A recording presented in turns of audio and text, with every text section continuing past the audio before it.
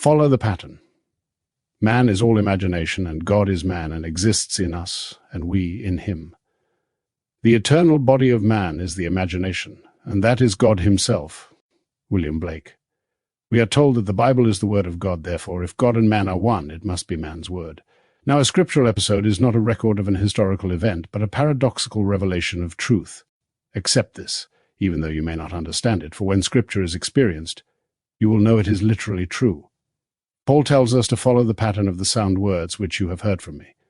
Guard the truth which has been entrusted to you by the Holy Spirit which dwells within us, see it, Timothy. Here we are called upon to guard this truth, for only as we follow the pattern, which is the truth, are we saved.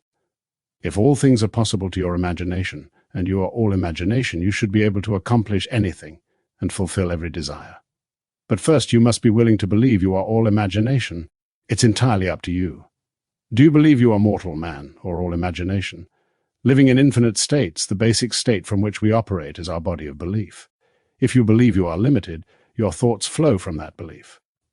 But if this principle is true and you place a modification on that body of belief, you should produce a corresponding change, as your outer world is forever reflecting your inner thoughts. Genesis tells us that the serpent, the symbol of our fall, is the most subtle, often translated as wisest, of all of God's creatures. In Proverbs, the personification of wisdom says, God created me at the beginning of his ways, the first of his acts of old. Then in 1 Corinthians, Christ is defined as the power and wisdom of God. If this is true, then who is the serpent? The churches teach that some strange dragon led man into this world of sin and death. But when you understand Scripture, you will realize that Jesus Christ, God's power and wisdom, is the serpent. It is he who brought us into the world of generation, and it is he who redeems us by raising us into the world of regeneration. This I know to be literally true. John tells us no one ascends into heaven but he who first descended, even the Son of Man.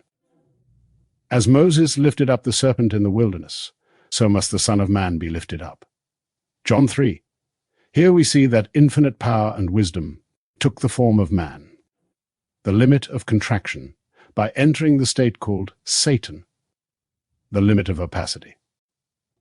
To Satan there is nothing beyond the physical sense of sight, hearing, smelling, tasting, and touch, as he is confined to the limit of opacity and contraction. We are called upon to exercise this power that sacrificed itself. As Blake said, I know of no other Christianity, no other gospel than the right both of body and mind, to exercise the divine art of imagination. By exercising the divine art of imagination, you can prove to yourself that you can go beyond what your eyes, reason, and senses dictate. Exercise this art by daring to assume you are what your reason and senses deny you.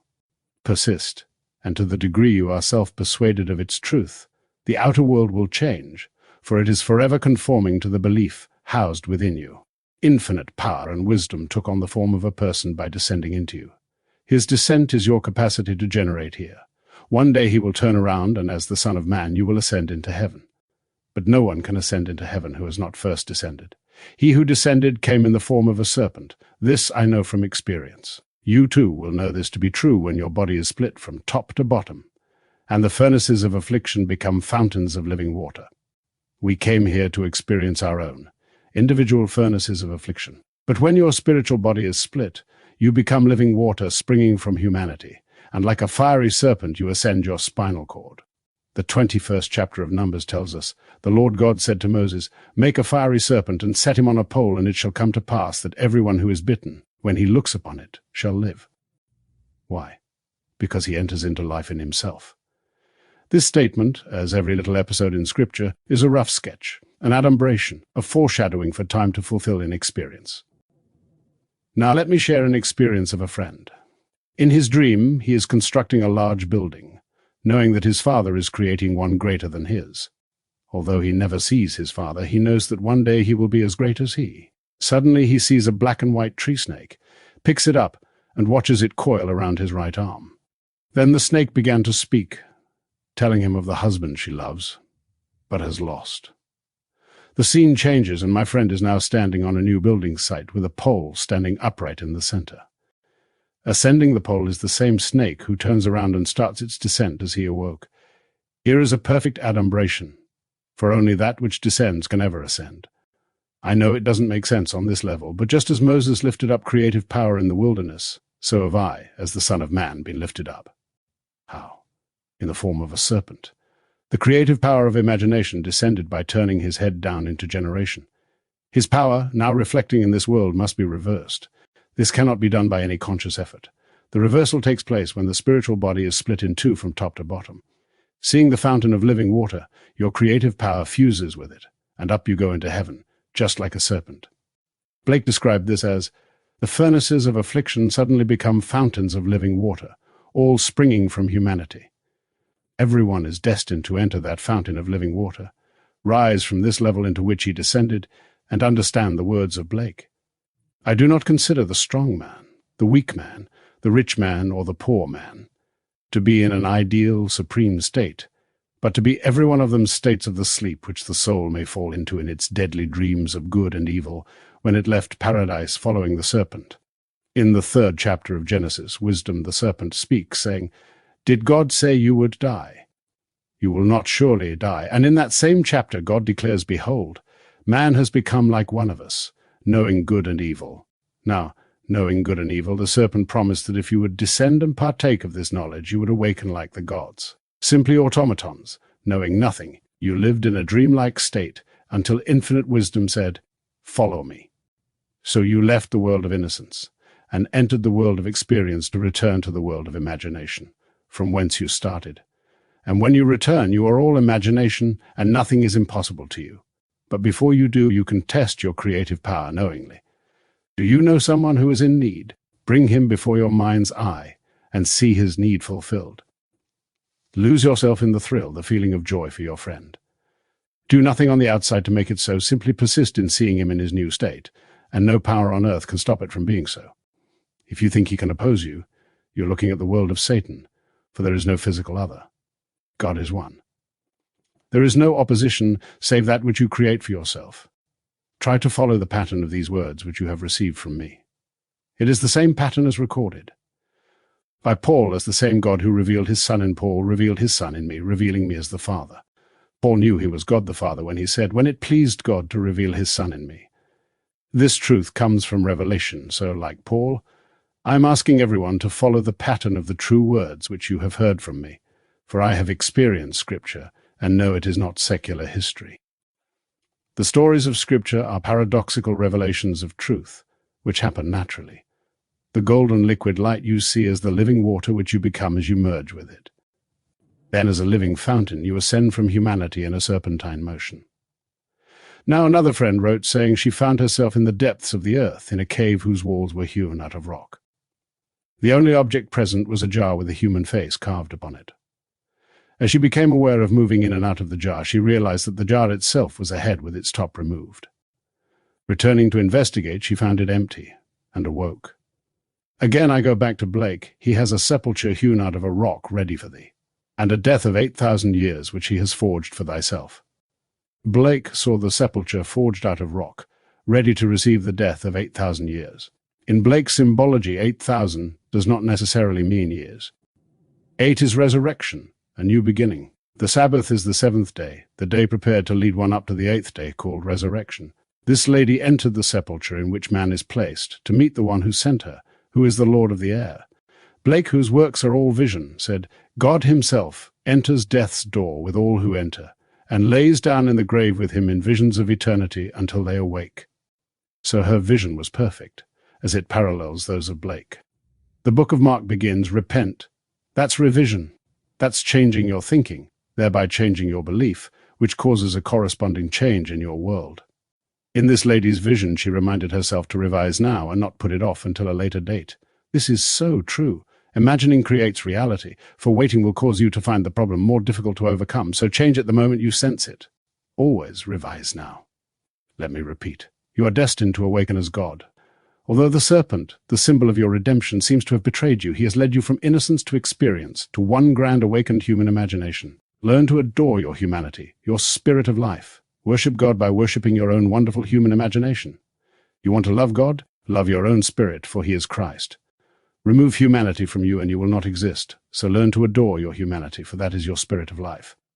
You may not be able to draw a straight line, yet you can create a smile on the face of a friend, or erase the lines of worry or age. You can do all these things not by turning to another, but by using your creative power, the only God. Blake makes this statement: "Thou art a man, God is no more. Thine own humanity learn to adore." Humanity is your spirit of life. Turn to the only God, who is your own wonderful human imagination. Learn to adore him. All things are possible to God, therefore all things are possible to imagine. Knowing what you want, ask yourself if you believe that your imaginal acts are committed by God. I tell you they are. In his 14th chapter, John tells you that imagination is his spirit of life, saying, "You believe in God. Believe also in me." Can you believe your imaginal acts will come to pass? That your desire is real and live as though it were? If you imagine, and imagining does create reality, you will see your desire appear in your world. If it does not, then you have proved that the principle is false. I tell you, the principle is true according to your belief. There is no limit placed on your ability to believe or on what belief can accomplish. No matter what you desire, when you believe you have received it, you will. Can you believe that the only true God is in you? That you can follow the pattern of the sound words you have heard from me?